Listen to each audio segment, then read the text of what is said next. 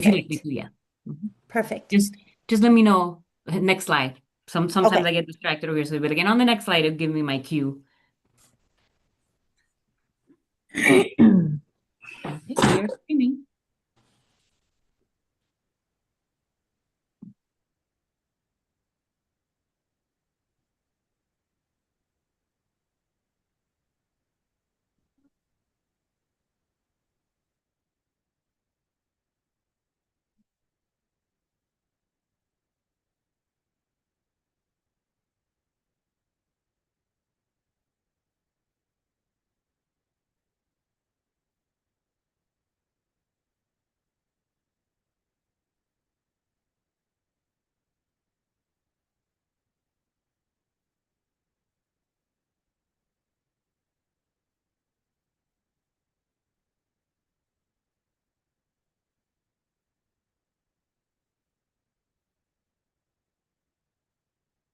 Okay.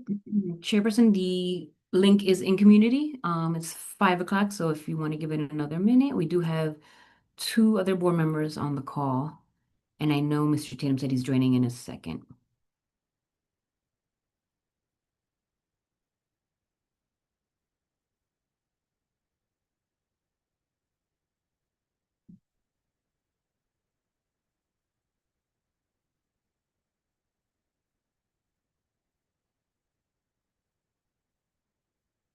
I'm sorry, I was on mute. We can get started at, at 5:03 Okay. Give it another minute. to give folks a little bit more time.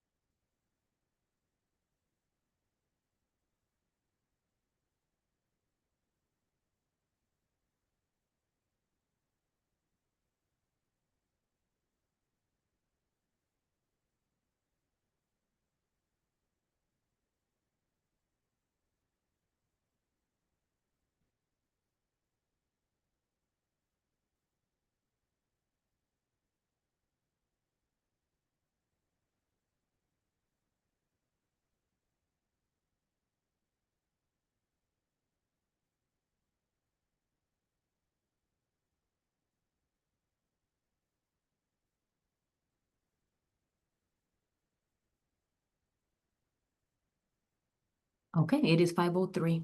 Okay, great. Okay, thank you so much. Good afternoon, everyone. Welcome to the Hartford Board of Education Teaching and Learning Committee meeting.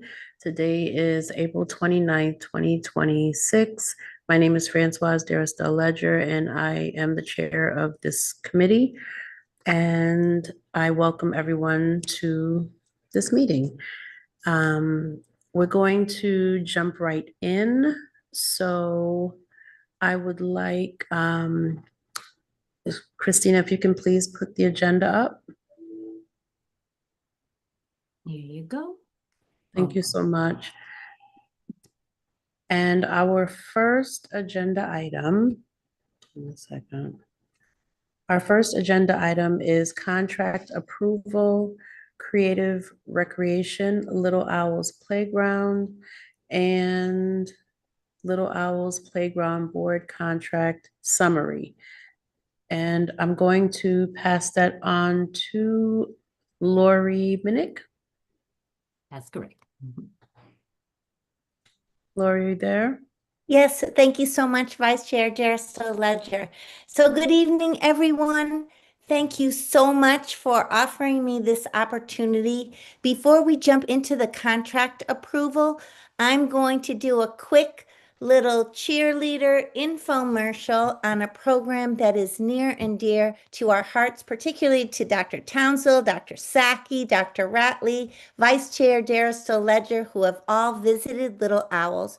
But I really just want to give a brief overview of what the program is so that when you go to hear about what our contract approval is, you can kind of put a little bit of perspective.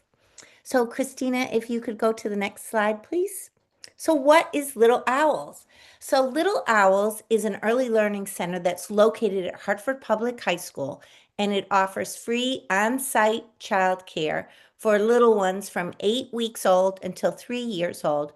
But they are actually the children of students who are attending Hartford Public Schools, whether it's magnet schools or our neighborhood or community high schools. And so what's our mission? It's to provide a safe, nurturing environment that supports our teen parents so that they may achieve their goal of high school graduation. And our program includes transportation for both the teen parents and their children, with a big overarching goal of getting our teen parents to increase chronic absenteeism so that they can graduate high school. So as you can see in the picture in the corner, that was our staff when Dr. Townsell and Dr. Saki came to visit us. So our center is staffed by 3 lovely, lovely, lovely ladies, an early childhood educator and 2 paraprofessionals. Per the state of Connecticut, our enrollment is capped at 10 full-time spots, so we maintain that 1-to-4 adult to child ratio. Next slide, please.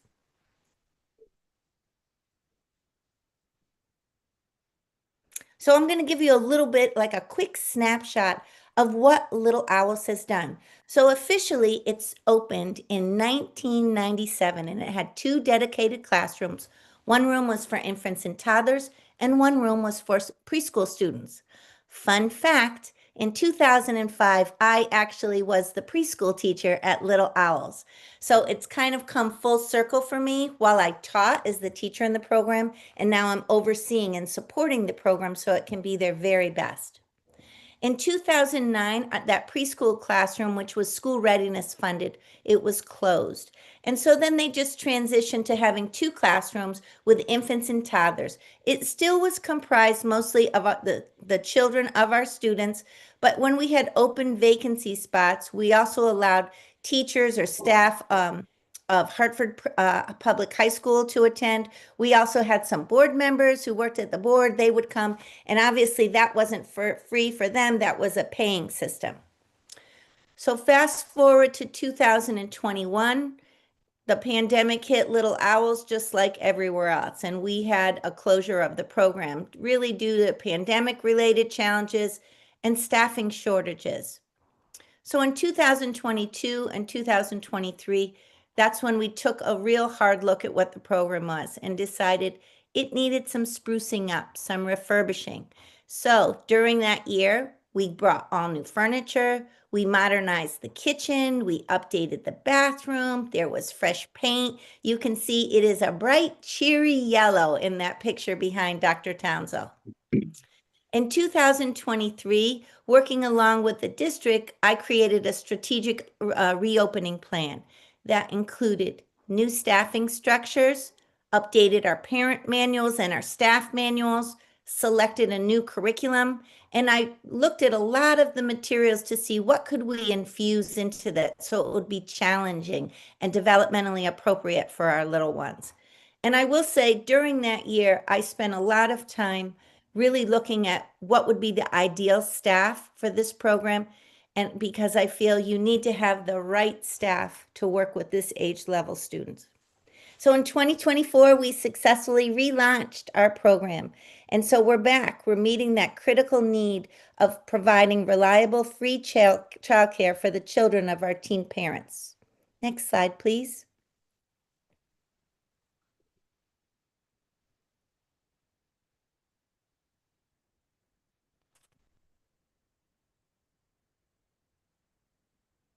Christina?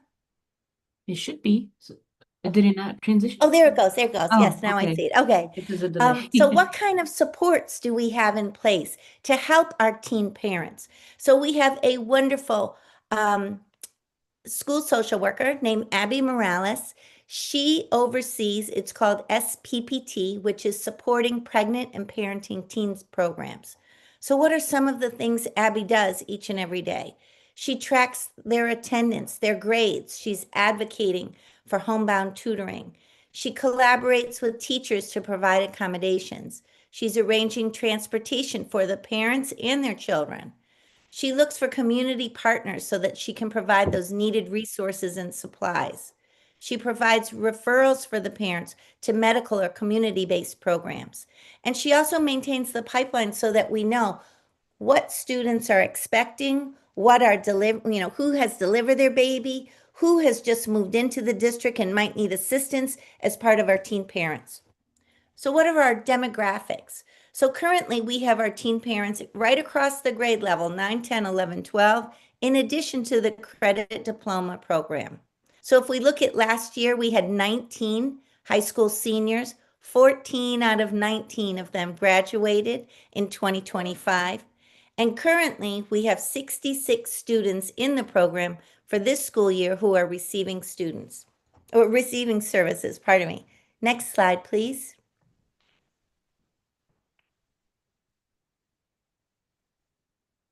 And so take a look at what our day looks like. There's Dr. Saki, giving a fist bump to one of our little ones.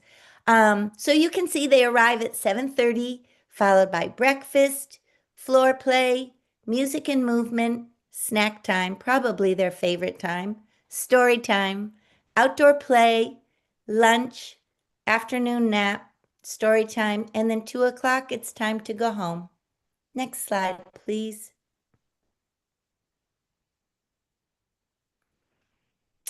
And so our news and update is, the good news is we are fully enrolled and we have that rolling wait list.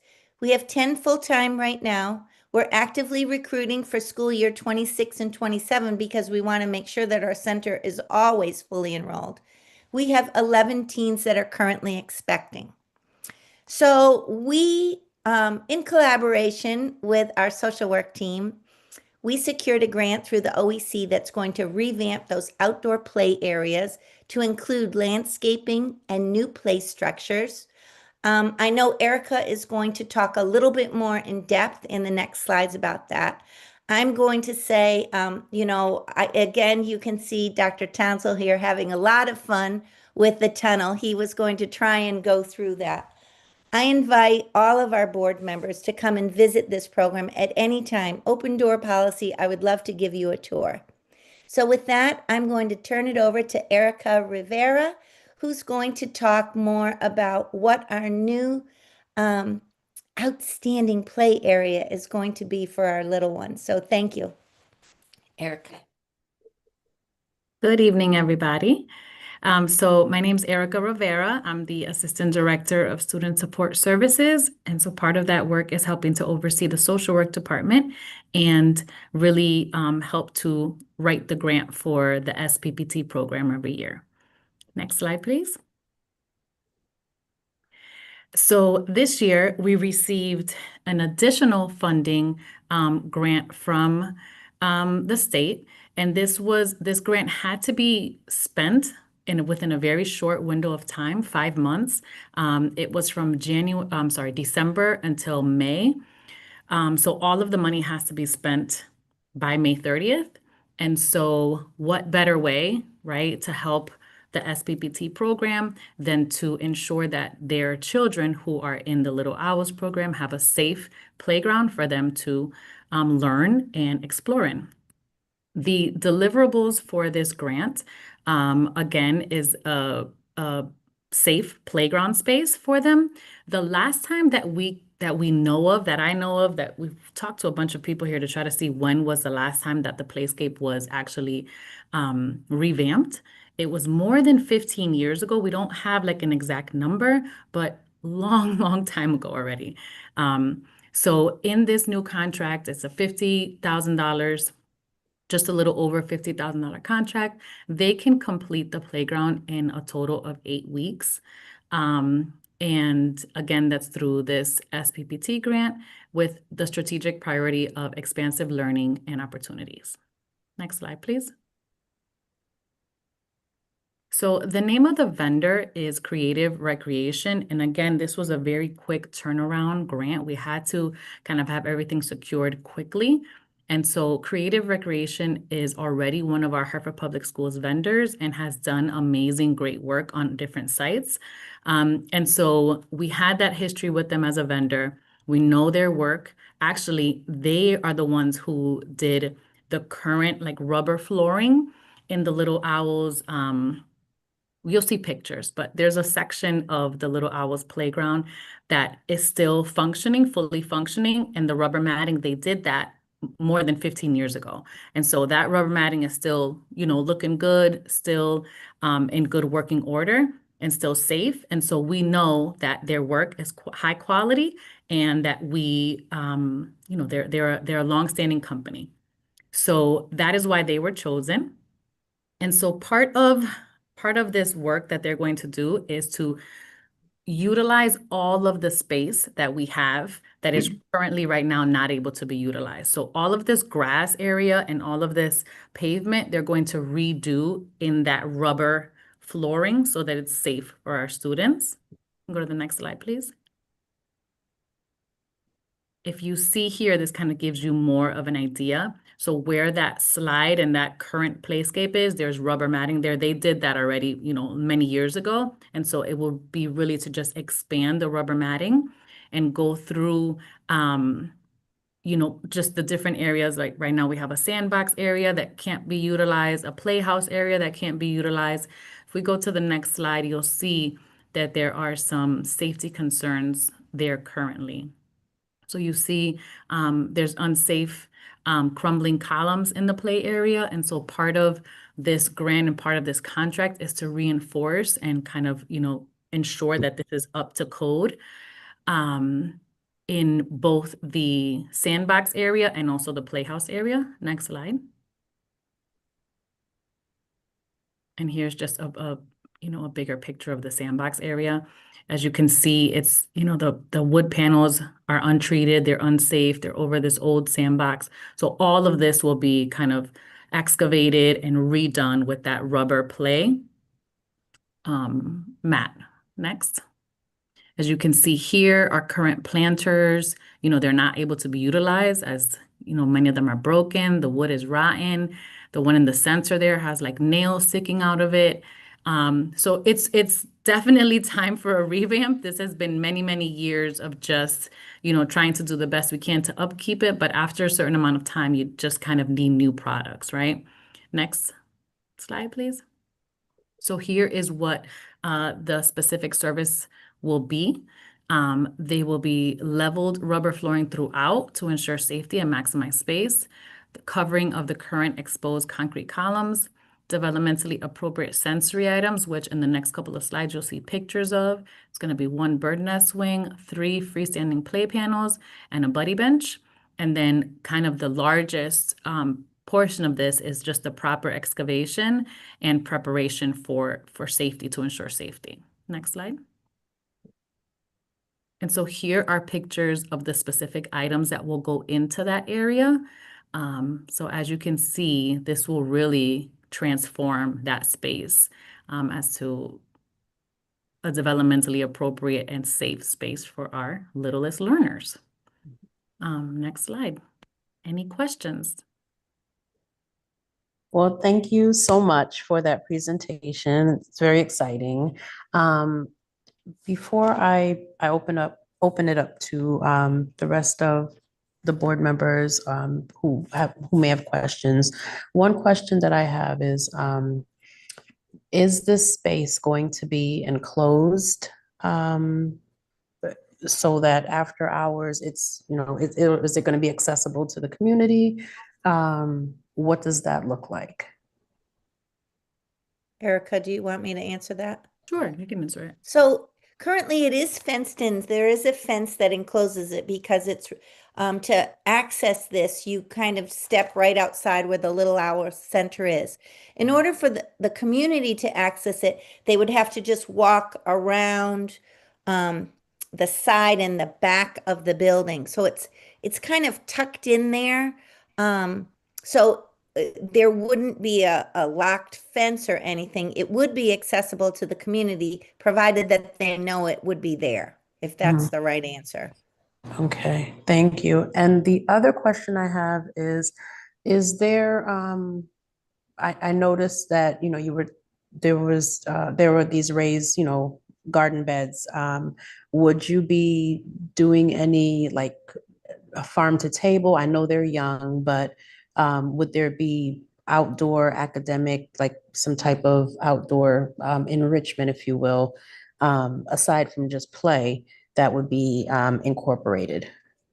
So I would work to see if I could get Knox Foundation, because Okay. they're really great at kind of like starting the farm to table. They start usually with planting. And Yep. I think we can explore like getting some new garden boxes actually for them.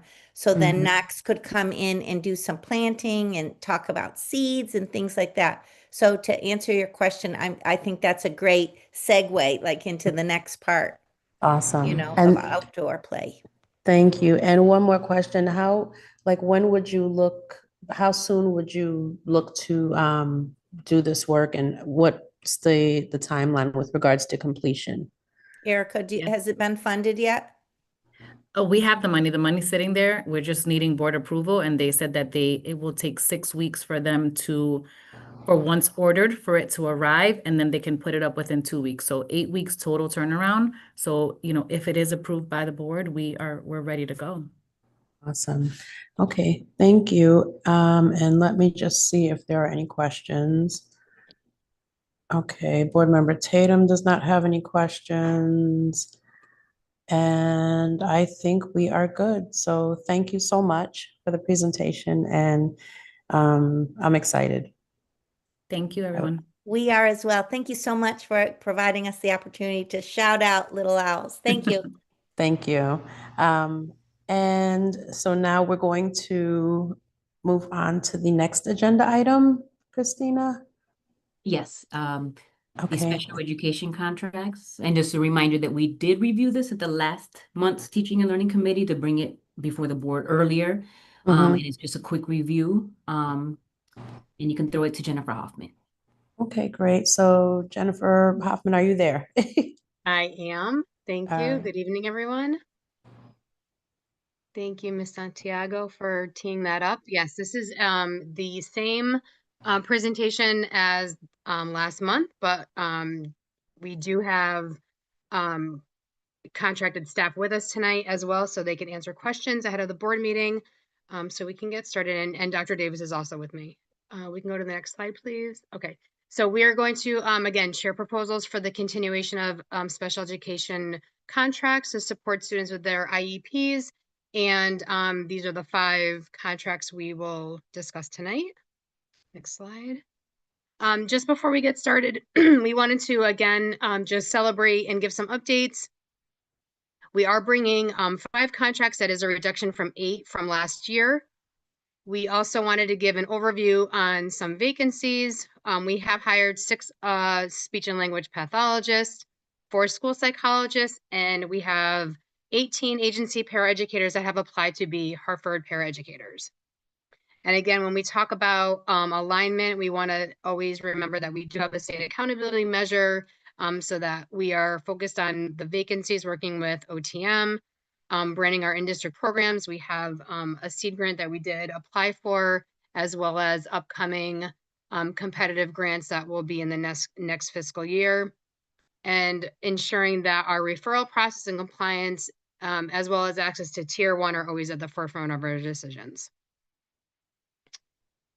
So this is just an overview of our service delivery model for the district, indicating a variety of ways that we provide services for students, ranging from our most inclusive, which is the push-in model, all the way to our in-district programming, which include our transition learning resource rooms, RISE, IGLE, and STEP programs.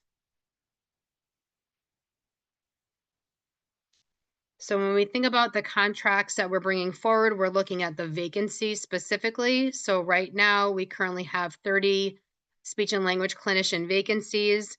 In addition to the contracts, we're also looking to hire clinical fellows who can complete their work in Hartford Public Schools, and we would stipend our speech and language clinicians to provide supervision for their services. We're also, oh, can we just go, thank you. We're also looking to contract 2 BCBAs, Board Certified Behavior Analysts, who will work with our transition learning resource rooms to support our primarily K-3 programming for young learners. And then our paraeducators, again, we're looking to contract just so that we can support our programming in district, and which with a hope that they would transition to becoming Hartford employees. And just in terms of recruitment, I believe OTM, Nancy Williams, and Connie Nieves are on the call, but this is just an overview of some recruitment strategies we've held over the year. And as I mentioned last time, most recently we held an in-person recruitment fair about a month ago, which was really, we had a great turnout, and I believe some of those members were also looking to complete applications. Next slide. Okay, I'm going to turn it over to Dr. Davis so she can walk through the 5 contracts. Good evening, everybody. So I'll review these contracts that we're going to be presenting for this year. So the first contract is Stepping Stones Group, and this is a continuation of an existing contract that we've had for several years. Stepping Stones Group supplies the district with paraeducators and speech language pathologists. And this agency really allows us to hire paras and SLPs quickly when we're unable to do so ourselves while we work to grow our district staffing. We're looking to contract 22.5 FTE speech and language pathologists for the school year, and then 2 for extended school year, and then 40 FTE paraeducators. This contract would be a flat fee, and we only use the funding, the budget funding for existing vacancies if we actually hire a candidate. The total for the contract for both paras and for SLPs is $4,775,685. The breakdown between the two is $2,697,805 for speech pathologists and $2,077,880 for paraeducators. The next agency that we're working with to provide speech and language services is CBS Therapy. Again, this is a continuation of an existing contract to provide speech and language clinicians to provide mandated services per the IEP. It's a flat contract rate funded using budgeted funds for existing vacancies.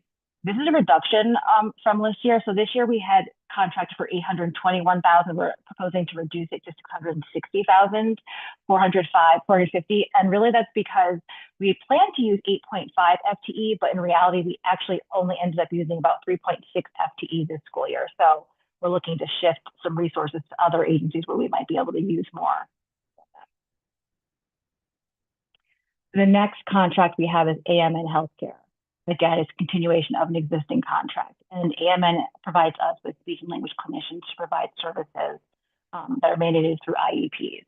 Again, it's a contract is a flat fee. We would only use funding from existing vacancies if we hire staffing through this agency. We're proposing an increase from $660,000 this year to $880,000, and this is because we've really been successful working with AMN this year to be able to provide staffing for unexpected vacancies that we've had pop up over the school year. And also AMN has been really good about providing us with hard to fill positions like in-person clinicians and also bilingual clinicians is something that we desperately need to have in district.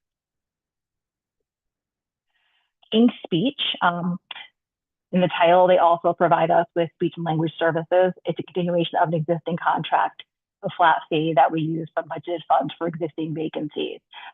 So we're proposing to do a reduction of $200,000 this year. This year we're using $500,000, and next year we like to propose to contract $300,000. King's Speech has done a phenomenal job so far of being able to help the district reduce our compensatory hours that are owed to students. And they do it through in-person services. So we're proposing a reduction since we've been able to really make significant headway in that area. And then the last contract that we're putting forward is also a continuation of an existing contract. It's for Connecticut Behavioral Health, and they provide the district with BCBA, so board certified behavior analysts, and RBTs, registered behavior technicians, to give direct support to our students who require specialized programming.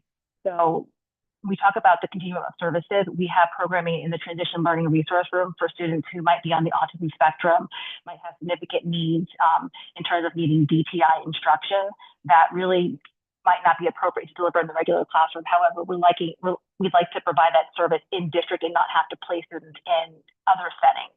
So this is allowing us to do this. It's a contract that's a flat rate, and we're proposing an increase this year. So the current rate for this year was $729,330. We're proposing to increase that to $926,000.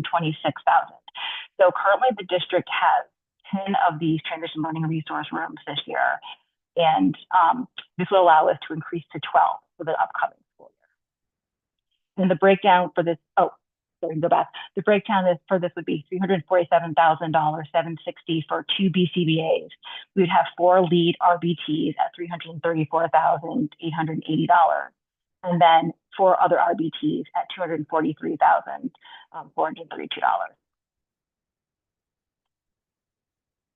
I'll open up to questions if anyone has any. We have some staff here that's able to answer some questions about the agencies and the services that they can provide. Okay, thank you so much for that presentation. And I personally do not have any questions right now. I'm looking to see, okay, Board Chair Brody, your hand is up. The floor is yours.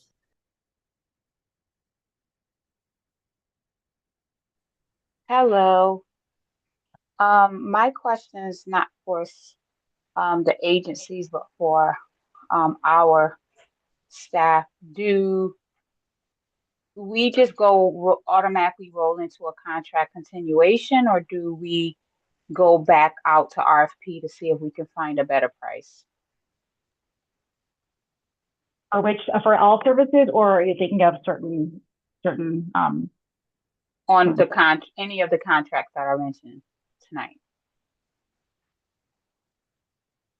And it might be a reason we don't, but I'm just asking.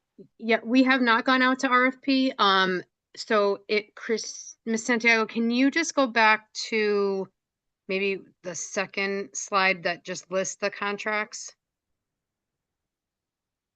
I will say, so King's Speech is we would be going into second year with King's Speech. So they are new. Like Dr. Davis noted, they were able to provide us with a high number of in-person speech and language clinicians. And so when we were really looking at that support, the fact that they could provide the in-person was a significant impact for us. So we wanted to continue with them just for that reason. And I would say when we talk about when we reduce contracts, so we had 8 this current year, reducing down to 5. What we've really done is reduce down to the vendors that are able to provide us with the services that we really need the best. So we had 2 other agencies that we were actually contracting with this current year for BCBA services. And we've opted to not continue with them because we weren't getting the same level of support that we feel that we were getting through CBH. And so we're kind of shifting and trying to be responsible and shifting our resources that way and looking to see where we're getting the best support from our vendors. We also have another agency that we were working with to provide speech and language pathologists that we did not feel that we were getting the same level of support that we needed. So we were able to eliminate that contract.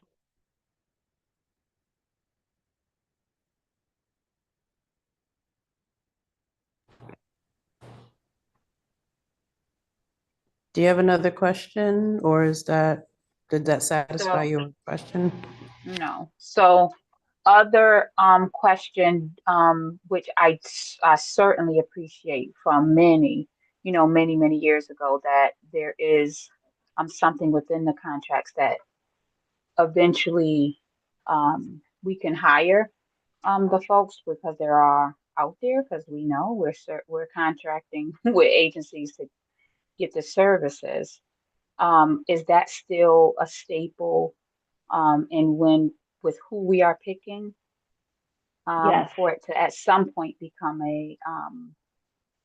an opportunity? Yes, that's still an option. So we do have some individuals. So we have some that are working with us, through, for example, for Stepping Stones and through AMN, who are in-person local, who have expressed interest in working directly for the district. So we're just trying to work out how we can actually make that happen, to be able to transition them from an agency, staff member to a direct district hire. Okay, but we are making that a priority. Yes, absolutely. Thank you. Okay, and I do not see any more hands up. So thank you for that presentation. Thank you. Thank you. Okay, thank you. And Christina, can you please, okay, wait, there it is. Our next agenda item, will be contract continuation, thank you.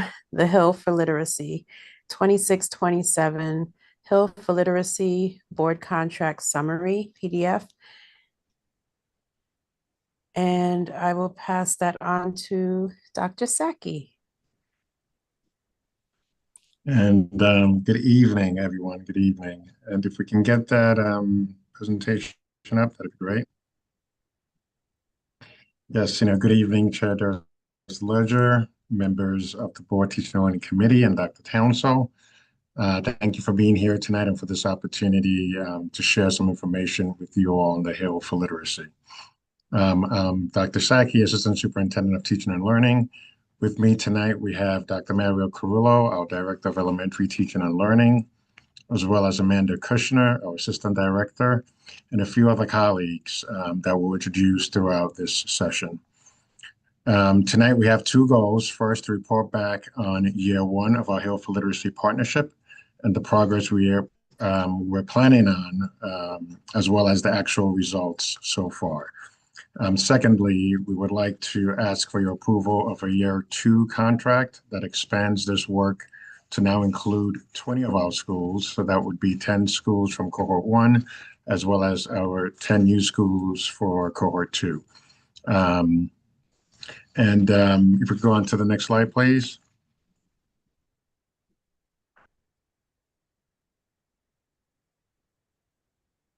And before we talk about the work that was done, this year, I did want to ground us in the work that actually led to this, to the results you'll be hearing about. The district's mission calls for us to provide every student with the learning and supports they need to succeed in school and in life. The vision asks us to prepare every student to transform our world. Our elementary work is the foundation for our mission and vision. Every child's their first experiences with reading and mathematics shapes everything else that comes after that. So tonight's presentation is about making that foundation strong. We go to slide 3, please.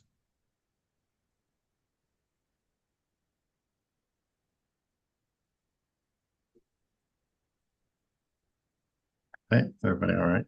And so here's sort of like our roadmap for tonight, some of the things that we'll be covering. We'll start with our year one progress report, so how things went this year. Review what we committed to in November when we first brought this contract to you. There were certain things that we committed to, so we're going to review some of that.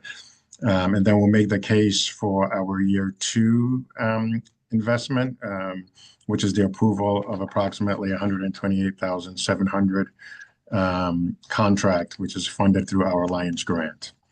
I will now invite Dr. Carullo and Ms. Kushner to walk us through the next few slides and share some data points and give us some context and a bit of background information. They will also have our partners, Stephanie Gonzalez and Jenna Gamble from The Hill, share some information on what our schools will be receiving based on this contract. Once they finish sharing, we'll be back to open things up for questions. So at this point, I will now have Mario. All right, good evening. So we want to start by situating tonight's information and contract request within the broader vision and goals for the Department of Elementary Teaching and Learning. Our departmental vision is that every Hartford student engages in copious, diverse learning experiences to discover their passions and pursue them with courage and excellence. 4 core values drive how we work. Courageous equity is our commitment to provide every student access to grade level curriculum and excellent instruction in every classroom. It means identifying and dismantling barriers and confronting the uncomfortable truth that student outcomes reflect our choices as educators.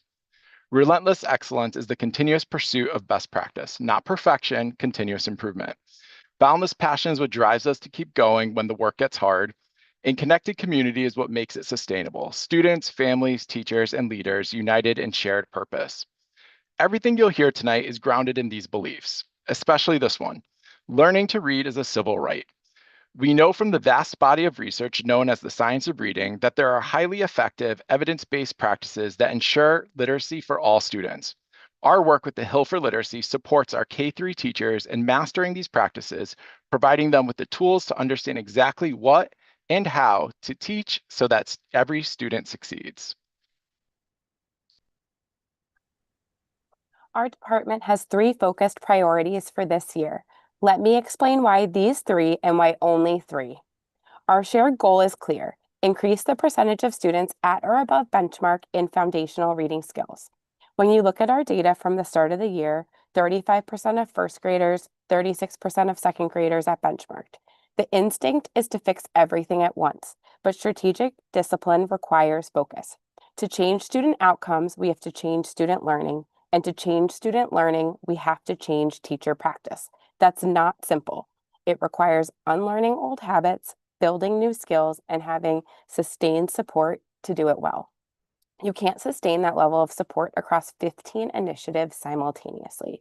So our 3 priorities are: monitor and respond to student learning across all content areas, implement foundational reading programs, foundations in kindergarten through 3rd grade, and just words in 4th and 5th grade with fidelity, and support striving readers through targeted small group instruction in our literacy lab. Tonight's contract directly supports that 3rd priority.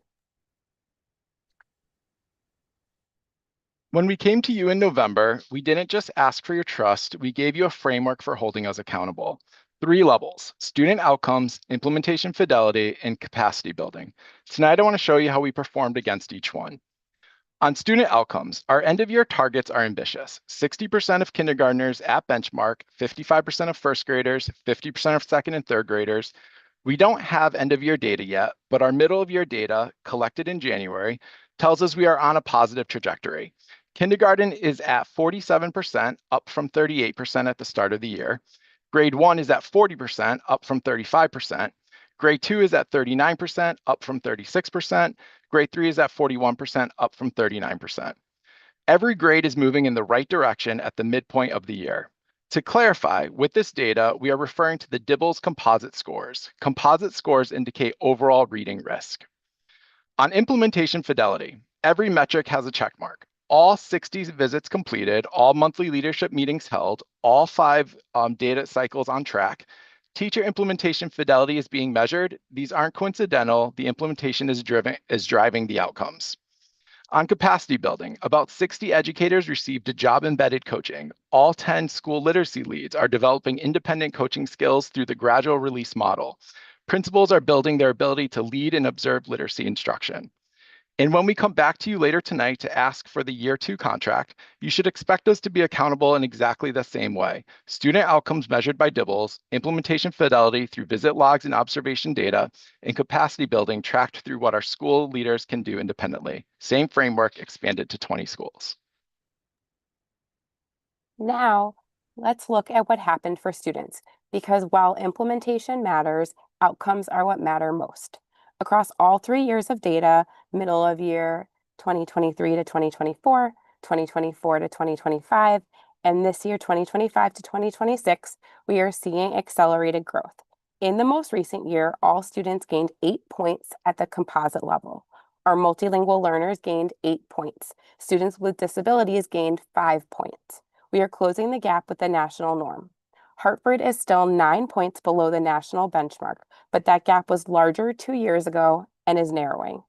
The growth this year outpaced the year before. That acceleration is a signal, and it aligns with the year we launched this coaching model and our partnership with the Hill for Literacy to strengthen our work in assessment, tiered instruction, and professional learning. When we look at the percentage of students identified as at risk, the trend is equally encouraging. From middle of year last year to middle of the year this year, the at-risk rate dropped in every single grade by 12 points in kindergarten, 10 in grade 1, 5 in grade 2, and 7 in grade 3. And here's the finding that is most directly connected to this contract. Cohort 1 schools, the 10 schools in the Hill for Literacy Partnership, are improving at a faster rate than Cohort 2 schools on every reading measure. Cohort 2 started from a slightly stronger baseline, but Cohort 1 is catching up. The gap between the two cohorts has been cut in half in 1 year on the composite score and fluency, and nearly eliminated on reading accuracy. That is the Hill model in the data. You just saw what the teachers, principals, and literacy leads in these schools have experienced firsthand. The feedback from educators has been strong. More confidence, more clarity, and a consistent request for more time together. 93% of participants agreed the data meetings improved their understanding of how to support student literacy. This slide showcases feedback from participants during the middle of year data meeting in early February, the spring progress monitoring data meeting that was just last Wednesday, and a collaborative planning session in early April that focused on reviewing the specific blending routines within the foundational reading skills lesson plan. The data meetings are facilitated by the Hill for Literacy team and supported by the Teaching and Learning Department. Literacy leads are also trained prior to the data meetings, and during the data meeting, literacy leaders support the teacher teams from their school. We also have direct testimony from the schools. First, Elise Francis, intervention specialist and literacy lead at ELAMS, could not join us tonight, but shared that small group instruction has proven especially effective. Coaching from the Hill group has strengthened instructional quality, increased teacher confidence, and improved morale. In year 1, she says they built a strong foundation for literacy growth. These are not isolated voices. This sentiment is consistent across our Cohort 1 schools. Principal June Cahill from E.B. Kennelly School will share her experiences in the partnership as a school principal and the impact she is observing on teaching and learning. Then, Assistant Principal Laura Cecilia from Naylor Elementary School will share the same from her perspective as the school literacy co-lead. And with that, I'm going to pass it off to Principal Cahill. Thank you, Amanda. Thank you, everyone, for including me this evening. I thought it might be helpful to have some firsthand knowledge with, boots on the ground in a Cohort 1 school. It does not surprise me that the data is tracking in a way that our schools are improving at a faster pace. That is not an accident. It's because of the implementation of this extremely organized program. A couple of points that I wanted to make tonight were that the emphasis on data-driven instruction is so clear in this model. Our teachers have become highly skilled at progress monitoring and regrouping students immediately. So instead of waiting, months on end to move students around to get the skills that they need, some extra support with, it's just an ongoing fluid evolution of getting students exactly what they need. And that's why, of course, the test scores are trending in that direction. The other piece that I wanted to mention is that the professional development is a complete differentiation model. Each teacher is getting exactly what they need, and that's not something that I've seen before in all of my years in Hartford. So we have a coach, Adrian, that comes into our school, and what he's doing, working with our teachers, is just a pleasure to watch. He's meeting the teachers exactly where they're at. So first of all, he'll co-plan with them so that they can see the sequence of an entire lesson and ask questions on the spot.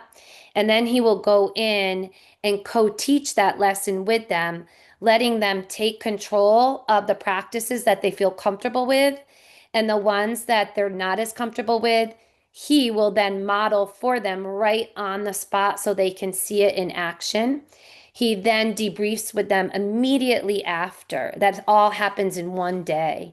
And all the schools need to do is provide coverage in order for this coaching practice to occur. So it's such a benefit to our teachers, just like the testimony given here tonight. They're becoming confident in front of our own eyes with their ability to implement all of the practices. Overall, it's extremely organized, lots of support at the district level, and of course, Hill through Literacy is providing that very intensive support during the professional development sessions. So I just wanted to be able to answer any questions that you have from the school site and make sure that you knew the benefits that we're seeing with our K-3 students.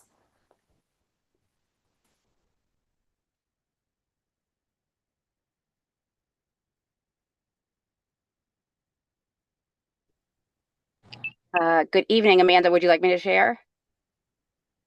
Yes, please. Thank you, Okay. Laura. So June nailed that to a T. I'm Laura Cecilia, the assistant principal at Naylor School. I also served as a co-literacy lead at my school. Amanda, Mara, if I talk too much about this, let me know and cut me off because Amanda, they know how passionate I am about literacy, and I'm just so excited that it is flourishing in small group literacy lab, and I am so excited about it. I just want to piggyback on what June was saying about the coaching impact. So we started off with 6 teachers and we identified them, and we had Adrian too. He would come in and he would coach, but he would do it through adult learning styles. So he would talk to the teacher first and say, what is your coaching style? Do you want me to model first? Do you want to plan first? Do you want to teach? I just to a really collaborative and learning experience that really we could see that was succeeding into Literacy Lab and the students. And from there, it just flourished. Adrian, actually funny now, Adrian's like a celebrity. He'll come into the school and teachers will be like, Adrian, when are you coming to work with us? We want you. So it's really just exciting that our teachers are really grasping this initiative and really are taking a lot from it. So from there, on those coaching days, because I was a literacy lead, I also got the opportunity to shadow him and watch him and become kind of like an expert in the routines, as well as hear him how he was giving feedback and little things that would tweaks or little strategies or ideas, because teachers would be like, well, this student's still not getting it, and he would give feedback. So that just built my repertoire and my schema. So then I in turn was able to turn my knowledge during grade level team meetings or other observational opportunities or times when I was going to the classroom supporting the teachers, and kind of just keep going with the flow of what CTLM has been bringing to us. The last thing I wanted to talk about was, like I said, the teachers feel so empowered now that they, during grade level team meetings, they have become the teachers, and they're modeling the lessons, and their grade level teams are learning from them, which is really great to see. I will say that why I feel that this is also so successful is the logistics and the systems that were put into place. And everyone knows I would be very honest if that was not. Amanda and the team have been created a complete through line that from the get-go, they were very clear, and with Hill for Literacy, have been clear on what our expectations are, where the beginning is and where the end is, and what supports are in place and what that looks like. And so from there, I felt that I was equipped with the knowledge I needed to really truly plan professional development and the supports I needed in place at Naylor to make sure this was successful. So we made sure that Literacy Lab became a sacred time. We were not allowed to touch it, and this is exactly what we were going to do and what it needed to look like. And that meant all hands on deck with our TESOL teachers and our SPED teachers. It was all involvement. Then from there, we really got into the database. My teachers love the Hill database because they get to see all of the data in one place, and then they can actually like triangulate it. And then actually the database actually tells them what instructional focus the students are on. So now when you ask a teacher, oh, hey, what is your student working on? They can say the instructional focus is decoding, blending, short A sounds. And it's really just amazing that they really know their students. I'll stop talking, but I just want to say I really love it, and we're so excited while we do this again here. And I'm seeing more consistent instruction, student-centered instruction, and just more clear alignment to what students' needs are when I'm in Literacy Lab and seeing this flourish. So thank you for letting me share. Thank you both so much for joining us tonight to share what you're experiencing through the partnership. So I'm going to keep us moving. So why year 2? So why do we need the contract again? And there's 3 reasons. So first, year 1 worked. We delivered 100% on every commitment. Data is trending in the right direction. Teachers and leaders are building real capacity. Second, equity demand scale. We served 10 of our 23 K-3 schools in year one. That means 10 schools still do not have the intensive CTLM support. Those students deserve the same evidence-based intervention. Year two brings 20 of our 23 K-3 schools into the model. Third, our capacity gap persists. Hartford has 2 district literacy coaches for 24 schools. Cohort 1 needs continued support to advance through the gradual release. Cohort 2 needs the same high quality launch. Internal capacity will be ready by years 3+. We are not there yet. So let me walk you through the numbers clearly. The total value of this contract is $488,320. The district share is $128,700, funded through our Alliance grant, not our general operating budget. That covers 60 cohort 2 coaching visits at $2,000 each plus mileage. The state, through the Connecticut Literacy Model, is covering the remaining $359,620, which includes all of the deliverables on the next slide and cohort 1's coaching support for next year. In other words, because we did the work in year one, the state is now picking up coaching for cohort 1 at no cost to the district. Our $128,700 unlocks nearly $360,000 in state investment. That is a leverage ratio of 2.8 to 1. Here's the year 2 contract we are asking you to approve tonight. The contract runs July 1st, 2026 through June 30th, 2027. The district cost is $128,700 funded entirely through our Alliance grant. The total contract is $488,320. Deliverables for all 20 schools include 120 in-class coaching visits, 6 per school, monthly principal leadership development, monthly literacy lead capacity building, 5 data meeting cycles, access to the asynchronous professional learning platform, and assessment training. This is a comprehensive system, not just coaching visits. On the next slide, Stephanie Gonzalez, Director of State Partnerships from the Hill for Literacy, will further detail what the year 2 contract includes. Thank you. So in year 2, schools will receive comprehensive support across classroom, leadership, and systems levels, all of which are aligned to the Connecticut Literacy Model in full. At the classroom level, teachers receive in-class coaching, which we've heard a little bit about, through a model observe feedback cycle, which is aligned to the foundational skills lesson plan they're learning in professional learning, and includes actionable feedback that supports both high quality tier 1 and tier 2 instruction. Teachers also engage in this ongoing professional learning through asynchronous training and an in-person PD. At the leadership level, principals, literacy leads, and district leaders meet regularly to build a shared vision, strengthen instructional leadership, and develop this internal capacity. And then at the systems level, schools engage in 5 data meeting cycles each year, which drive data-based decision-making, where they assign instructional focus, form groups, monitor students' response to instruction, and create action plans. Schools also have access to continuum and expertise platforms to support this work. So together, these structures ensure that leadership, assessment, professional learning, and tiered instruction work cohesively to build sustainable capacity beyond the partnership.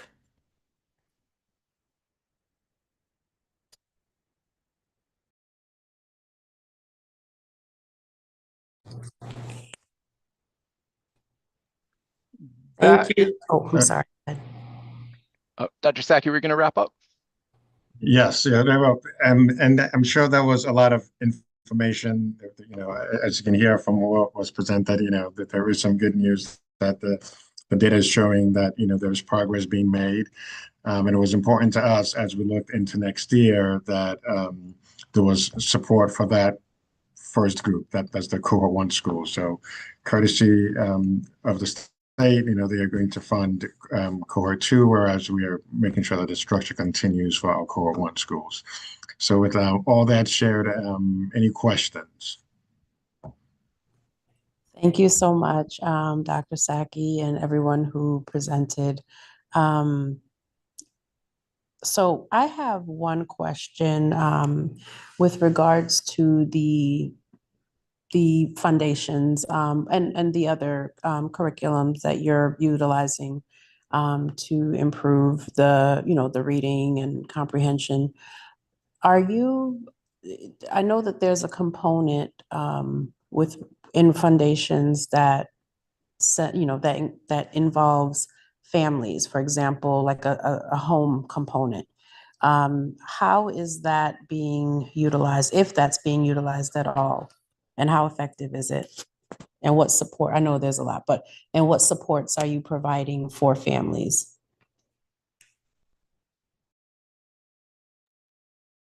Sorry about that. Who would like to take that, Mario? Yeah, I could get us started. So the at-home family resources that are available through foundations are, we have them publicly available on our district website so that they are accessible to all families. When we have our district family learning nights that are community Office of Family and Community Partnerships leads, we do share about the different resources that are available, but then we share the sessions that we develop at the district level with the schools. And then the schools then share the resources that are available for families and then further push it out directly through the teachers. So that's kind of like a district response. I will see if Principal Cahill or Miss Cecilia want to share anything about how they see the resources being utilized at the school level. Yes, I can answer. I'm sure she'll want to add on, but we use them at curriculum night. So our families will come in and we'll explain how to use the materials, and then they make takeaways to bring home. We've had really good response. So all of that, it all works together. It all supports those early literacy skills. Thank you. And what kind of feedback are you getting from parents with regards to the home component, the take-home component, or the homework component rather? And also, is there a difference between those who don't utilize those that take-home component and those who do? That's such a great question, and I struggle with that as a building leader every day. There's a definite correlation with the families that practice, especially with the fluency practice. That's something that we see immediate growth with. It has to do just with the repetition, right, of being able to do some fluency practice during the school day and then again at home. We've seen amazing growth with that. It depends on the families. Some do practice at home, others do not. The good news is at our school, our OpMed after school programming, they do practice with the students the fluency material. So the teachers, we just had conferences this afternoon, and I had several teachers talk about the increase because of that additional practice opportunity. So when parents are able to implement, the results are evident. Thank you. And one more question. Is there the language, for example, if there's a language barrier, how are you accommodating those families? That's another great question. So as part of this program, support staff are also involved. So our special education case managers are pulling small groups as well as our ML teachers. So it's made for great collaboration at the grade level teams with the general ed teacher and both support providers. So they're doing the same thing as their peers. No one is left out of the program. To add to that, our TESOL teachers are actually kind of embedding some of the pedagogy that they use with multilingual learners embedded in the foundational lessons plan routines. And our coach even saw this and was like, that's exactly what we were picturing when combining the CT Hill model as well as the TESOL multilingual needs. And I can also tell you that at several parent-teacher conferences today, I heard families saying how appreciative they are of the small group instruction that their children are receiving. That's what parents want more than anything. They want their students being serviced in that, individual to small group environment, and that's what we are offering. Awesome. Thank you so much. And let me see if I have any hands up. I don't see any hands up, so I think we are all set with that. Thank you. Thank you all. Thank you. All right.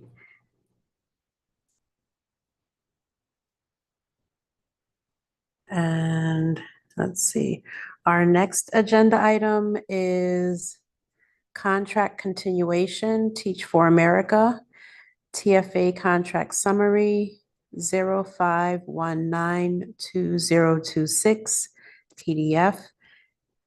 And that will be Nancy Williams. Are you ready? Are you available? I am. Thank you very Awesome. much. Thank Nice you. to see everyone. Thank you for changing the slides too, Christina. Much appreciated. So good evening, and thank you for the opportunity to present. I am Nancy Williams, Assistant Director of Recruitment, and I'm here on behalf of the Office of Talent Management. I am also joined by Sarah Diggs, Senior Managing Director, Strategy and Impact with TFA Connecticut. Tonight, I'm bringing forward a contract renewal for our partnership with Teach for America Connecticut, a relationship that has been a meaningful part of how we recruit, develop, and retain diverse educators here in Hartford Public Schools. This is a 2-year contract, and I want to make sure the board has a clear understanding of what TFA brings to our schools, how the partnership has evolved, and why we're recommending its continuation. Next slide, please. The proposed contract with Teach for America Connecticut covers the period from July 1, 2026 through June 30th, 2028, 2 full school years. The cost is $16,000 per core member for up to 10 core members, bringing the total contract value to $160,000. Through this partnership, TFA Connecticut will continue to provide access to talented core members who commit to teaching for at least 2 years in their placement school. They will also assign a dedicated managing director of leadership development, a TFA staff coach, who provides personalized support to both the core members and our HPS team throughout the full 2 years of service. TFA handles pre-service training and development, including instructional planning, classroom management, leadership development, and diversity-focused learning before core members ever set foot in a Hartford Public Schools classroom. Additionally, TFA coordinates with teacher certification program partners, including Central Connecticut State University, the Relay Graduate School of Education, and the University of Bridgeport, among others, to ensure all core members meet the Connecticut State Department of Education requirements for either a durational shortage area permit or a resident educator certificate. They arrive credentialed and ready to go. This partnership is squarely aligned. Ooh, I'm sorry. I'm going to wait for that to the next slide. Next slide, please.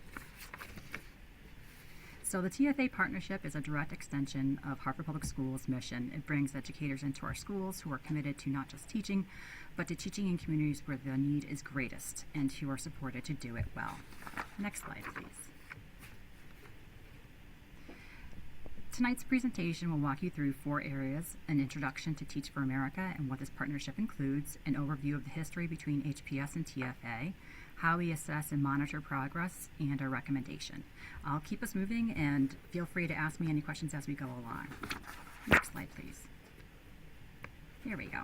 So our 4 strategic priorities guide every decision we make here in the Office of Talent Management, and this contract touches specifically on priority 3, skilled and diverse teams, through our objectives to streamline and diversify recruitment pathways and enhance incentives to attract and retain educators. Next slide, please.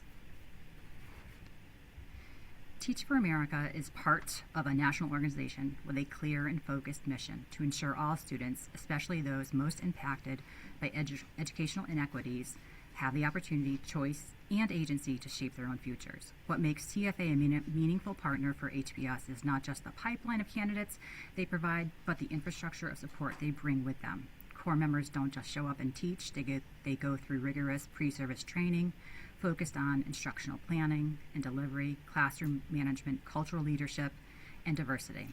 And they continue to be coached and supported throughout their 2 years of service TFA's values, pursuing equity, strengthening community, achieving impact, choosing courage, acting with humility, demonstrating resilience, and learning continuously are not just aspirational language. They are values we recognize in the work our schools do every day, and they are what draw core members who are genuinely aligned to our community's goals. TFA works with us to identify core members who are not only talented, but who are the right fit for our specific schools and students, and that matters enormously. Next slide, please. So this is not a new relationship. HBS has partnered with TFA since school year 2007, nearly 2 decades of collaboration. That history is significant. It means we know this organization, we know what they deliver, and we have a well-established partnership. TFA's role in this partnership is multi-layered. They recruit diverse and exceptional candidates from varied academic backgrounds, prepare them through educator preparation programs, and support them with dedicated coaching throughout their 2 years of service. Our role is equally important.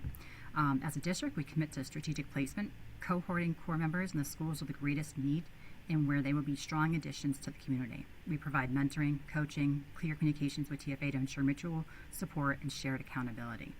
This proposal covers up to 10 core members over the next school years for school years 26-27 and school year 27-28 at a cost of $160,000.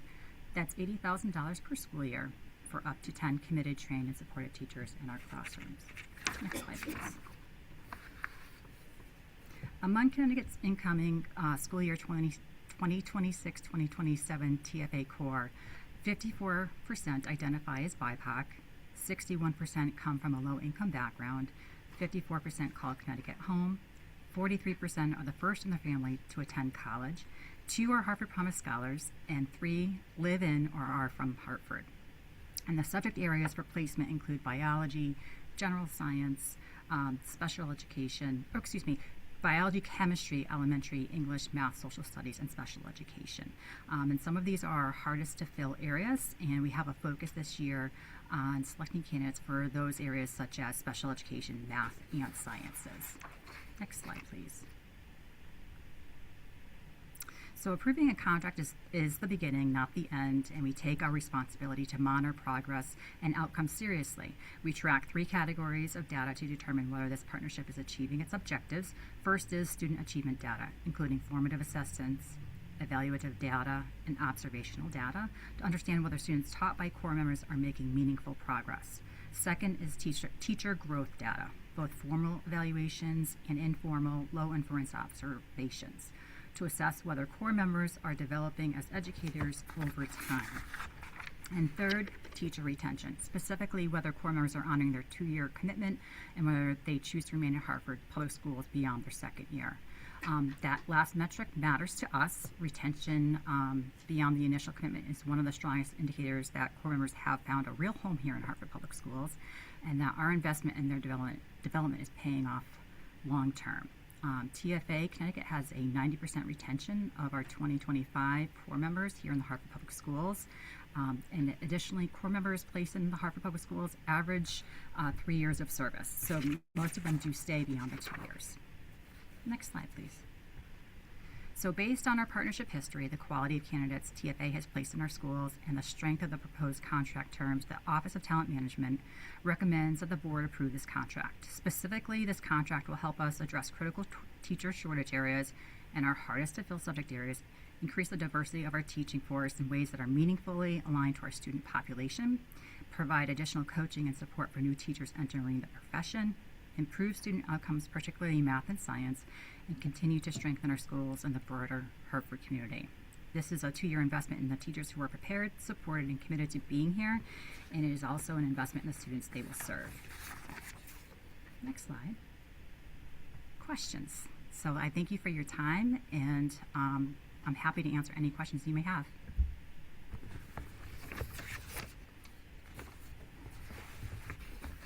Thank you so much for that presentation. We value our educators tremendously. So one question I have is with regards to and I always ask this with regards to the cultural competency piece.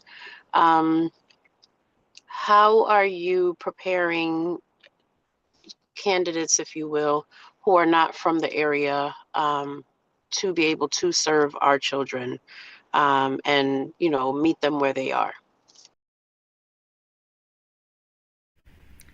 I can answer that. And also, Sarah, if you want to chime in with how TFA also prepares them for that too.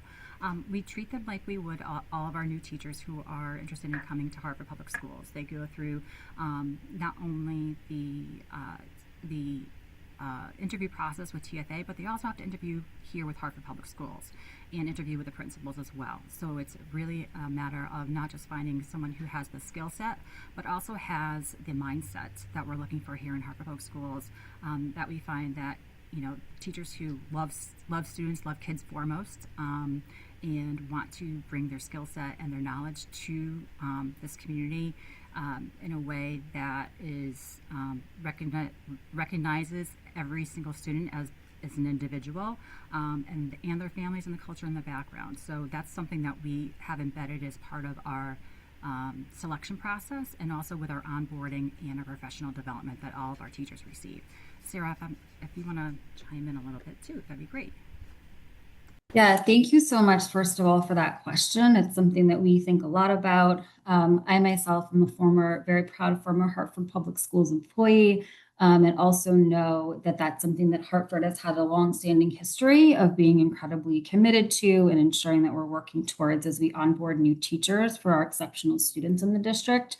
In addition to what Nancy talked about, because first and foremost at TFA, we do ensure that we're working alongside our district partners incredibly closely to really deeply understand the professional learning that new teachers are engaging in, so that what we are doing is in complement to all of that. So that's first and foremost. As part of the training program, the Teach for America core members engage in over the summer. They do that in a series of both asynchronous learning opportunities, but also through live professional learning sessions that happen during a couple of weeks in July. And then they also teach actually in New Haven Public Schools for their current practicum experience, and then have professional learning engagements in the afternoon. We have a whole series that we call it judgment building clinics, cultivating curiosity. And those are sessions where core members start to learn the contextual context of the school, the district, Connecticut at large. But that is where they do a lot of work around exploring their own identities and how those are showing up in spaces as educators, learning about the amazing diverse identities of their students, and engaging in planning and practice related to classroom environment and how those things all show up in practice in the classroom. So again, in summary, that's something that we are incredibly, incredibly committed to, and I think working well with our incoming crew alongside the district on. Thank you for the question.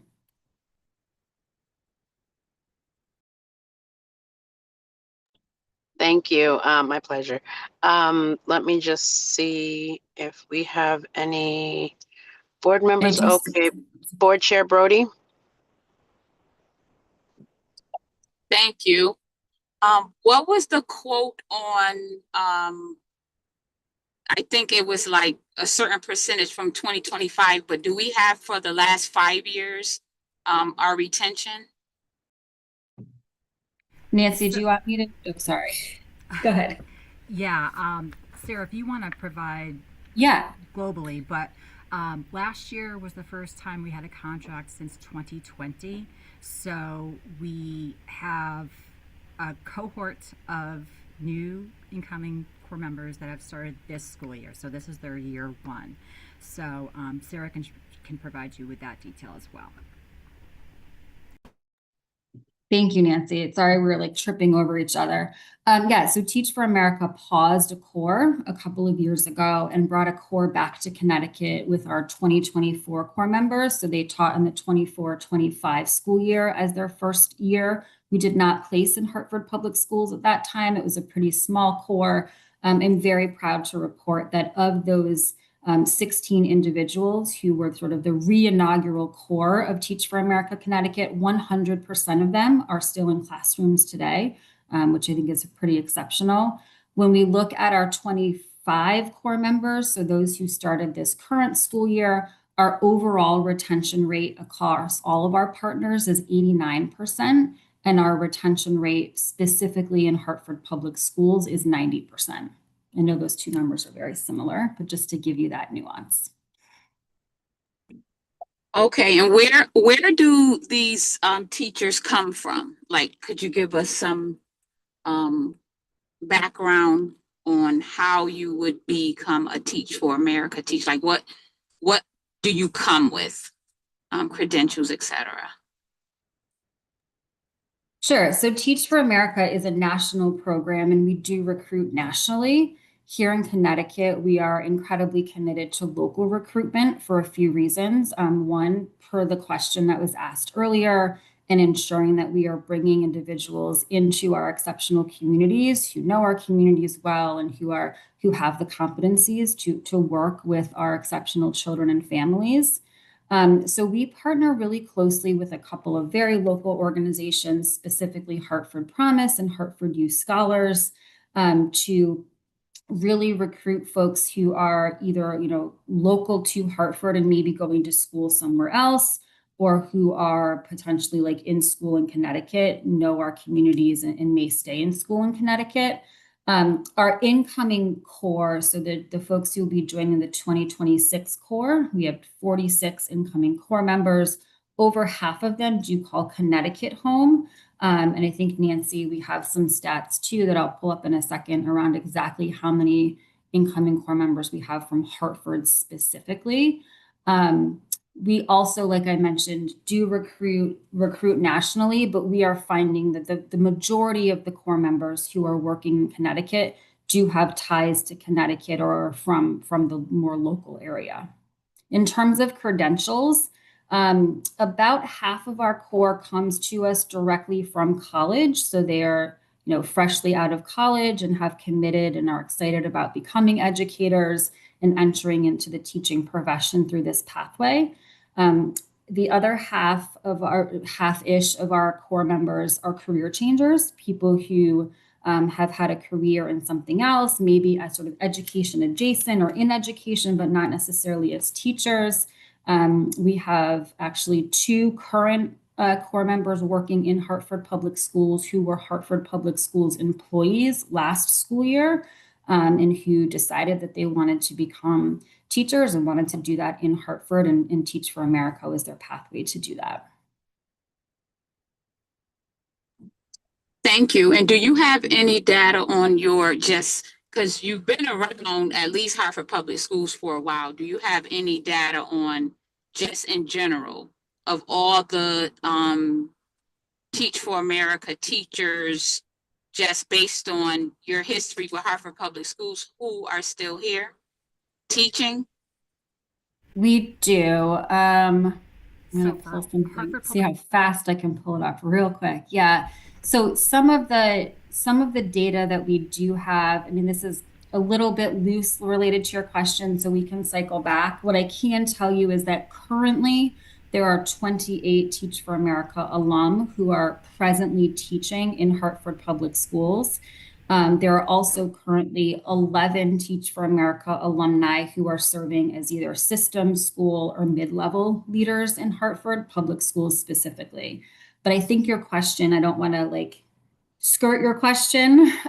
So I think your question exactly is over all time that we have placed in Hartford Public Schools, how many of those people are still particularly in Hartford Public Schools? I'm seeing Nancy nodding, but I just want to clarify that's your exact question.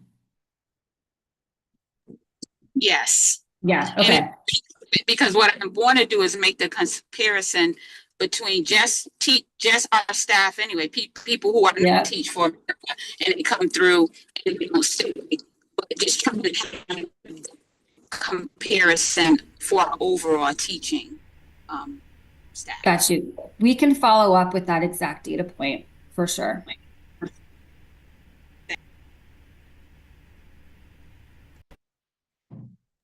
Yeah, we definitely have some TFA who are teaching here, they were placed here in Hartford Public Schools and are still teaching in the district or leading a school or a central office department.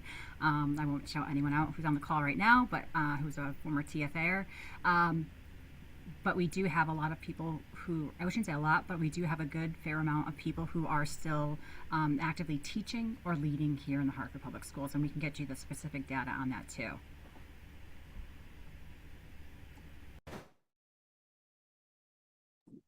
Thanks. Thank you so much for your really thoughtful questions. I really appreciate them. Thank you. And I'm trying to see, we are have a little crunch for time, but we are going to get through this. So our next agenda item is contact continuation, relay, GSE, relay contract summary 0519-2026. And I believe, let's see, Nancy Williams will be doing this one. Hello again. I'm actually going to refer it over to my colleague, Natalie Javier. In the Office Hi, of everyone. Talent Management. Hi, everyone. I'm Natalie Javier. Thank you all for joining us today. I'm here to present the contract continuation for the Relay Graduate School of Education scholarship request for the teacher certification program. And I'm joined by Dr. Carla Silva-Mohammed. She's the Director of Partner Success at Relay Graduate School of Education, and Alexa Casado, the Professor of Clinical Practice for Relay in Connecticut. I'm actually going to give Dr. Carla the opportunity to just say a couple of words because she actually has a hard stop at 6:30. She's been on the call since the very beginning, and I just wanted to give her opportunity to say something before I finish the rest of the presentation. Well, thank you, Natalie. That's very kind of you. Good evening, everyone. Nice to see some of the faces that I know and also new faces. Sure, I can say a few words about Relay. Relay prepares your aspiring educators in Hartford in a very practical, hands-on way. We teach your aspiring educators they learn by doing it, essentially. They practice in real classrooms, your classrooms, with coaching and feedback from Relay. They do all their coursework and training aligned to not only what the state expects from them towards certification, but also with what your schools actually need. So it feels really very, very relevant right away from day one. They get constant and consistent support in both a Relay and from your district. I work directly with Natalie. I have worked with Nancy as well in the past. And that helps really build their confidence quickly. I heard some of the questions related to retention. This is part of retention here at Relay. Is first of all, the fact that the programs are very flexible, they are virtual, so your candidates can keep on working while they're getting certified. And then we work together, Relay and Hartford District, to make sure that upon their completion, they are getting the positions that they need to receive their certification and begin working right away. There's also a strong focus on, of course, the student outcome. The students are the ones we have in mind, right? So they get to see their impact very early, and yeah, all of that helps your teachers to feel successful very soon, and more likely to stay in your schools long term. Thank you for the opportunity, by the way, Natalie. Thank you, Carla. Okay, you can put the next slide, please. Thank you. All right, so the contract is to provide financial support to our non-certified staff here in Hartford seeking Connecticut teacher certification. It's a career pathway to help recruit and retain talent to Hartford Public Schools, and we want to continue this Grow Your Own program for our staff. The contract amount is $134,805, which would be funded by the Alliance grant. The contract term is from July 1st to June 30th of the coming school year, and it's aligned to skilled and diverse teams. Next slide. Okay, so since 2016, HPS has had a successful partnership with Relay Graduate School of Education, which is, as Carla mentioned, a Connecticut State Department of Education approved alternative route to certification program. It's specifically designed to address our urgent demand for effective teachers in high need areas, including math and science. It's a part-time residency program, so it enables our current non-certified HPS staff to earn initial certification while maintaining their current positions, salaries, and benefits. Relay's mission is to ensure all students are taught by outstanding educators, and staff maintain, like I said, their current positions. They have an evidence-based curriculum with culturally responsive practices, and they have a unique learn, practice, grow approach. So practical techniques that are applicable immediately in classrooms delivered by outstanding performing formal PK through 12 teachers through dynamic online instruction. And then they have frequent opportunities to practice with faculty and peers through video analysis of teaching in action and immediate feedback to refine their techniques. And then the grow is to direct classroom application of learning, pre-K through 12 student data analysis to inform instruction, and continuous improvement focused on academic and social emotional outcomes. This approach has been so successful that actually our professional learning and Office of Academics have recently partnered last year with Relay to provide professional development and professional learning to our staff here in Hartford. Relay provides, I mentioned math and science, but they also provide, they have opportunities for folks to earn certification in English language arts and elementary. It's typically an 18-month to 2-year program, and they also offer master's degree options with ongoing instructional and coaching support. Next slide.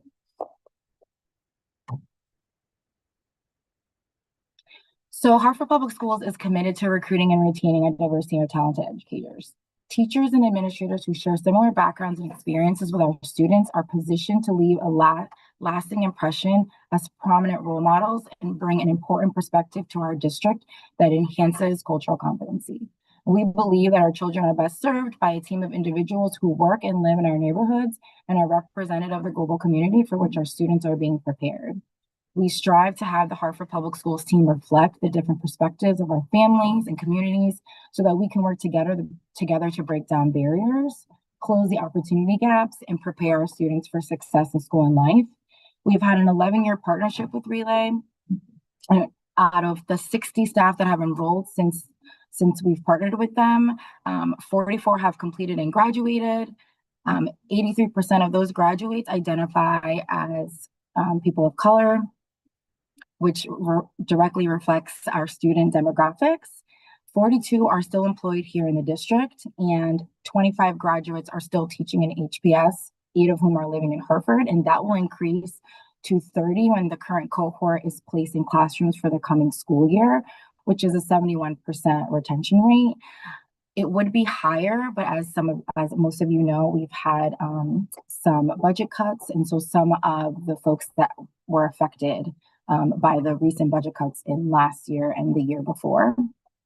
We currently have 10 staff enrolled in the program, 8 of which identify as people of color.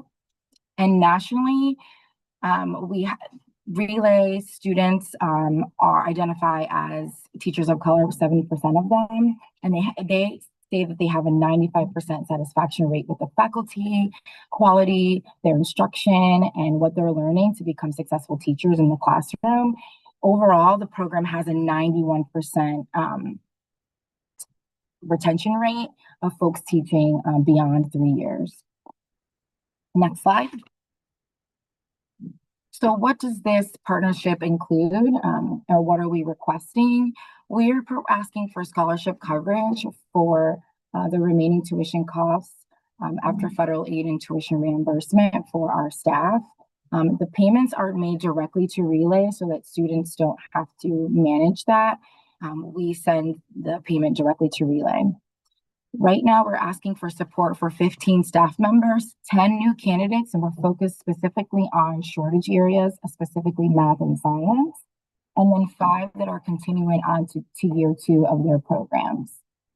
And I mentioned before that it's 18 months to 2 years. They have daily release time and weekly release time for clinical practice. And then I check in bi-weekly with the Relay partners who are on this call right now to check in on student progress, anything that the students may need for support, and just to make sure that they're being successful in their programs. Next slide. So this is a grow your own approach. So it removes the traditional barriers that prevent talented staff from becoming certified teachers. Most of the participants are paraeducators who are earning on average around $32,000 a year, which is almost half of what their yearly salary. The program is almost half of what their yearly salary is. So we are asking to provide $9,500 for each student for their program in year 1, and a little over $7,800 for everyone in year 2 to cover a majority of the costs of the program. Unfortunately, AmeriCorps has changed some of their sponsorship criteria, and so formerly students were able to get up to $7,500 reimbursed to them as like a stipend and award after successful completion. But paraeducators no longer qualify for that award. And so we have increased our support so that students and staff can actually participate and afford the program. So the total request, as I mentioned before, is $134,805, and it comes out of special funding for the Alliance grant. Specific outcomes: 85% of our participants transition to the resident educator certificate, which is and then move on to their initial. We ask them to have a 2-year service commitment, ensuring that there's a return on our investment. And we address high need certification areas, like I mentioned, math and science. And we will allow English language arts and elementary only if space allows, and only if there are vacancies available for next school year. Without board approval, a lot of qualified staff can't participate due to financial barriers. It's a missed opportunity to grow diverse, community-connected educators from within our own talent pool.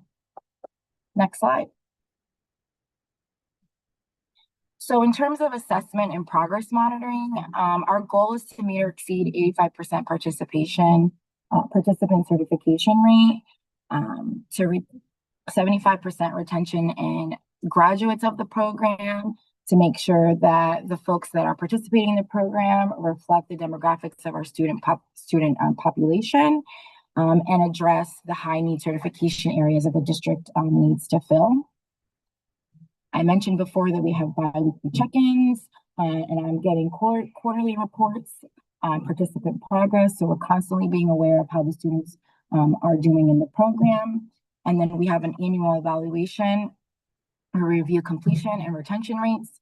And I just wanted to give you guys some feedback that I've gotten recently from participants in the program. This is coming from a current classroom paraeducator at Hartford Pre-K Magnet South. Hi, Miss Natalie. I just wanted to let you know that I'm doing really great in my classes. I'm currently on my last class for this semester, and so far I have all A's. I saw the financial support that you guys offered, like they can see in their thing how much we've supported them. And I just want to thank you for helping me through this process. And another reflection or another quote is from somebody else in the program. Without the Relay program, I probably would have never accomplished my goal of being a classroom teacher. I just happened to find work as a para, and my principal had saw the potential in me to be a teacher. I had looked before at going back to school for my master's in teaching, but at the time it just was not feasible. This was a great opportunity because I was able to do my student teaching as I worked in the school that I was already at. And I'm really grateful that Relay exists in the future, and the future that it gives people. Next slide. And that is it. Does anyone have any questions? Alexa is still on the call from Relay if you'd like to address them directly as well.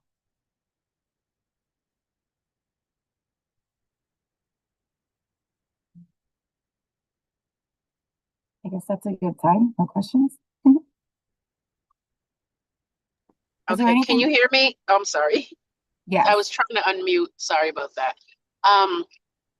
Thank you for the presentation. One question that I have with regards to one of the testimonies that you received. So do the candidates have an opportunity to visit other schools to do practicum, or do they always stay in their own school? They don't always stay in their own schools, but many of them want to stay in that school. They have, they're part of the school community. They have relationships there, and a lot of them want to stay. Principals and admin are developing them to become teachers, and so they already have that community, but they don't always stay, especially when they're getting placed in their, once they receive their rec and they're getting placed as teachers, they're not always in their home school. Ideally, that's best case scenario, but given their certification area, they may not always be placed there. And so we work really strategically to find placements for them within the district that meet their certification needs, that meet the program requirements, and that they feel like it's a place where they can learn and grow. They interview with principals just like they would for any other candidate would, to make sure that it's a good fit for them, and that the principal and the admin team there are equipped and prepared to support them as essentially first year teachers in the classroom. Okay, thank you. The reason I was asking that was because there are, as an educator, there are, that every school has a culture. But also there are, tremendous benefits to, being in a different environment because you learn how to adjust or pivot if necessary. So those kind of tools that can, be placed into your toolbox, if you will, as an educator, can be beneficial later on. So that's why I was asking that question. Thank you. Dr. Alexa, is there anything that you would like to share? There's nothing else. You and Carla summed it up very beautifully. Thank you for being on the call.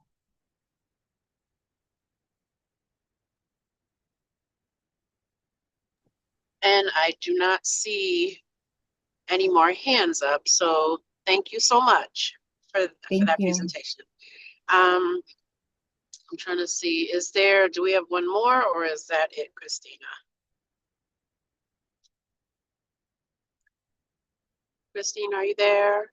Oh, I thought I was unmuted. Sorry. No, it's okay. We do have one more, the International Alliance Group, and that is again Nancy Williams. So Nancy, take it away. Okay. Hello again, Nancy Williams, Assistant Director of Recruitment, here on behalf of the Office of Talent Management. Tonight's presentation is a contract renewal request for our continued partnership with the International Alliance Group, or IAG, the organization that sponsors the J1 exchange visas for 9 of our international teachers. I'm happy to walk you through the details and answer any questions. I am also joined here today by Larry Weeks, President of IAG, Lucia Leon, Vice President of Operations with IAG, and Cecia Ortega, Director of Operations with IAG. Next slide, please.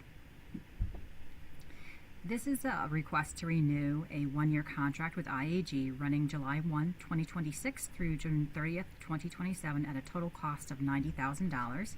IAG serves as the J1 visa sponsor for 9 international teachers currently working in our schools. Without this contract, those teachers cannot legally continue working in Hartford Public Schools. The visa sponsorship is what makes their employment possible. This renewal is managed through the Office of Talent Management, and this is not a new initiative. This is a renewal of a partnership that has been in place since 2022. Next slide, please. The teachers that are supported by this contract live the mission of Hartford Public Schools every day. They are in our classrooms, building relationships, teaching critical subjects, and demonstrating our students that the world is bigger and more connected than any one neighborhood or country. Next slide, please. This contract renewal with IAG speaks most directly to Priority 3, skilled and diverse teams, and specifically to the objectives around enhancing incentives to attract, retain, and support educators in streamlining and diversifying our recruitment pathways. Next slide, please. The 9 teachers covered under this contract are currently teaching in some of our most critical and hardest to fill subject areas: TESOL, bilingual education, Spanish, mathematics, chemistry, and general science. These are core instructional positions serving students who depend on qualified, consistent educators. The case for renewal rests on 2 pillars. 1, talent continuity, and 2, fiscal responsibility. These teachers are here, they are effective, they are embedded in our schools and community, and in a year where every dollar matters, holding on to proven talent is simply the smart choice. As we are navigating real budget challenges in the district, the decision to renew is not strategically about keeping these teachers, but it's also fiscally prudent. The numbers on the next few slides will show you why we say that. Next slide, please. IAG is a U.S. Department of State approved J-1 exchange visa sponsor and the leading provider of HR services of this kind for school districts across the nation. Their Teach Alliance program brings international educators into American classrooms for 3 to 5 years through a cultural exchange framework. Under the J-1 visa, teachers immerse themselves in English-speaking environments, engage with U.S. culture, and build deep professional skills, all while bringing their own cultural knowledge and perspectives into our schools. And that exchange is genuinely reciprocal. Our students and families, many of whom who have roots in the same countries as these teachers, benefit from seeing their heritage and identity reflected in the adults who teach them. That it's not a small thing. For many of our multilingual learners and families from immigrant backgrounds, it sends a powerful message about who belongs in a classroom on both sides of the desk. Next slide, please. We currently have 2 cohorts of teachers in this program. The first cohort arrived in August 2022 from the Dominican Republic, and 4 teachers, those 4 teachers are now in their 4th year. The second cohort joined in August 2023 with 5 teachers from Trinidad and Tobago, Jamaica, and Brazil. All 9 are full HBS teachers. They are on our payroll, covered by the HFT collective bargaining agreement, and receive the same rights and benefits as every other teacher in our district. They are not temporary, they are colleagues here in our district. They teach in subject areas where we consistently struggle to find and keep qualified staff, such as TESOL, bilingual education, Spanish, math, chemistry, and general science. These are not easy positions to fill, as you all know, and these teachers are already here, already effective, and already know our students and families. Their J-1 visas are issued for 3 years with a possibility of a 2-year extension, meaning some of these teachers could remain with HBS for up to 5 years total. Next slide, please. Under our current fiscal year 2025 contract, HBS pays IAG 16% of each teacher's salary, which totals approximately $152,000. Under the proposed fiscal year 2026 structure, we are moving to a flat fee of $4,900 per teacher, bringing our total down to $44,100. That's a direct savings of $107,900 just from the contract restructuring alone. And it's also important to note that IAG continues to provide health insurance for these teachers at a cost of $5,100 per teacher to the district. So that totals about $45,900. That cost is borne by AAG, not by the district. And if we hired new teachers, we'd be paying approximately 25% of each teacher's salary for health insurance, plus HSA contributions that we provide our teachers. And that's around $185,000. So with this new contract that we're proposing, we are not only paying less for the contract itself, but we are also not carrying the full benefit costs for these 9 positions. So the cost structure has shifted in our favor, but the value we are receiving has not been diminished. Next slide, please. If we do not renew this contract, these 9 teachers cannot remain in Hartford Public Schools. We would then need to recruit hire and onboard non-replacement educators, most of them in hardest to fill areas. The numbers break down like this. Recruiting and onboarding 9 teachers would run between $135,000 to $180,000 for the district. Sign-on incentives for the 8 of the 9 hard-to-fill positions would add another $40,000, and health insurance plus HSA contributions for the 9 new employees would cost the district approximately $185,000. That brings the total avoided costs to somewhere between $360,000 and $405,000 compared to a $90,000 contract renewal. So put simply, renewing this contract is 4 to 5 times less expensive than the alternative. And that doesn't even account for the intangible costs, the disruption to students, the loss of institutional knowledge, the strain on principals who would need to restaff as well. Next slide, please. Our Represent HBS recruitment strategy is built on a core belief that there is no single pipeline that will produce the diverse, exceptional workforce our students deserve. We have to be intentional, creative, and willing to go beyond the conventional. The IAG partnership is one expression of that philosophy. It is an equity-based, data-informed recruitment pathway that has given us access to talented educators we would not have found through traditional channels. Over the past 4 years, the feedback from principals and department leaders has been consistent and clear. These teachers have become genuine members of the Hartford community. They know their students, they have built trust with families, they show up not just in the classrooms, but in the broader life of their schools. Continuity is not just an operationally convenient thing, it's educationally significant. Research consistently tells us that stable, long-term teacher-student relationships are one of the most powerful predictors of student success. And with that, I will end my time with you and answer any questions you may have. Thank you so much for that presentation. So one question I have is with regards to the, the places that you are, recruiting these teachers from. Curious, is there any possibility, or have you explored Haiti? We have not. We had initially started the international recruitment when we had additional funds through the ESSER grant. And so when that grant ended, unfortunately, so did the additional funds for us to recruit additional teachers for another cohort to come join us here in Hartford Public Schools. Haiti was part of the Caribbean Connection recruitment campaign, but we had limited number of slots, and we focused on the hardest to fill areas, and also working with IAG to make sure that the folks that were presented to us had the appropriate credentials. I'm not sure if Lucia or anyone else wants to talk about the process that the candidates have to go through to be considered as candidates to districts. Thank you first of all for the invitation.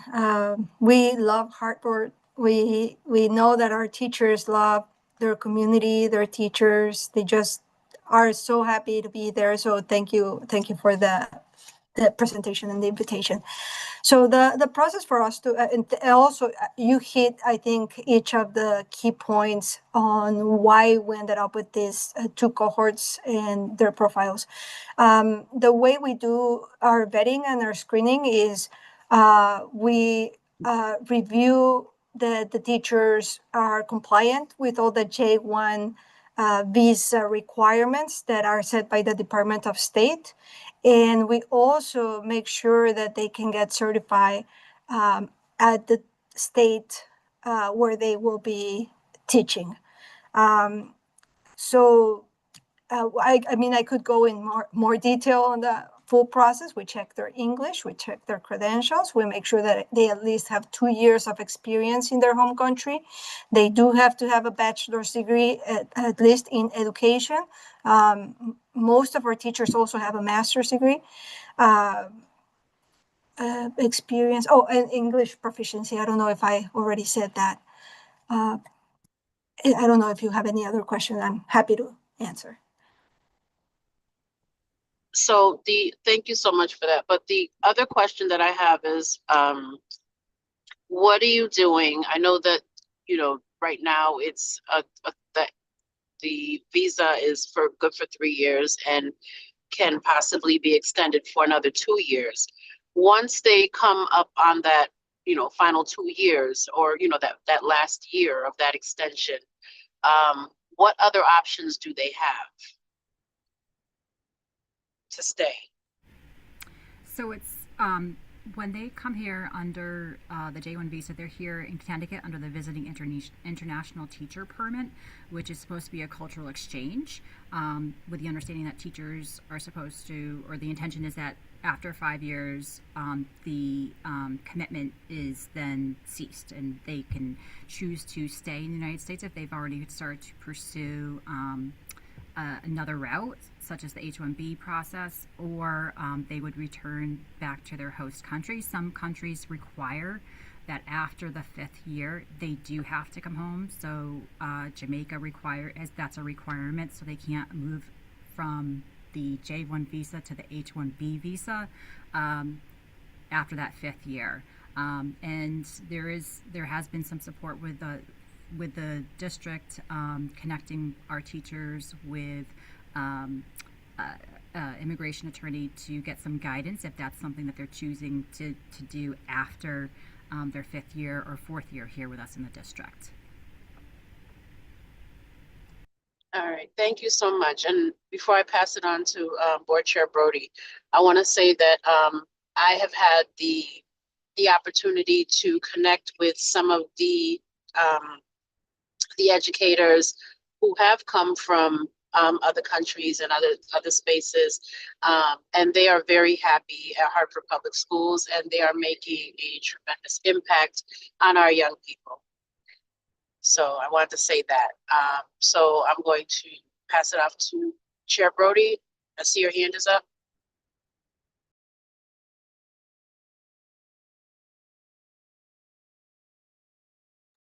Sorry, that was me. I muted you by mistake. Thank you for trying to help me.